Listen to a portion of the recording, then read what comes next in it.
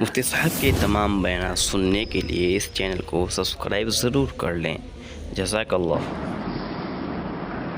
روح المعانی میں یہاں ایک واقعہ لکھا ہے کہ پیغمبر کی خدمت میں ایک شخص آیا، اس نے شکایت کی کہ میرا بیٹا جو ہے مستنڈا ہے، مضبوط ہے اور میں کمزور ہو گیا، وہ کبھی کبھی میرے ساتھ سختی کرتا ہے۔ اتنے میں جبریل آیا اور فرمایا اس شخص نے اس بارے میں کچھ اشعار کہے، وہ بھی سن لے گا۔ وہ شخص حیران ہو گیا کہ وہ اشعار تو میرے دل میں ہیں، میں نے کسی کو سنائے نہیں، اللہ کو پتا ہے۔ وہ اشعار انہوں نے سنائے، اور کہ جب آپ بیمار ہوتے تھے ہم جاگتے تھے، جب تک آپ صحت مند نہیں ہوتے تھے ہم بے آرام ہوتے تھے۔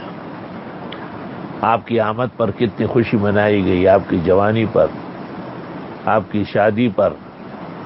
اب آپ طاقتور ہو گئے اور ہم کمزور رہ گئے، آپ میرا ہاتھ مروڑتے ہیں۔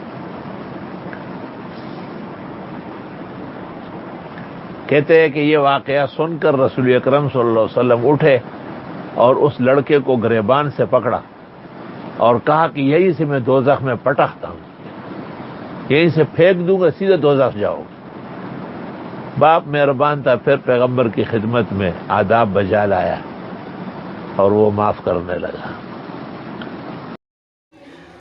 مفتی صاحب کی ایصال ثواب کے لیے 3 مرتبہ سورہ اخلاص پڑھ کر ان کی ثواب ضرور پہنچائیں اور چینل کو سبسکرائب بھی کر دیں۔ جزاک اللہ۔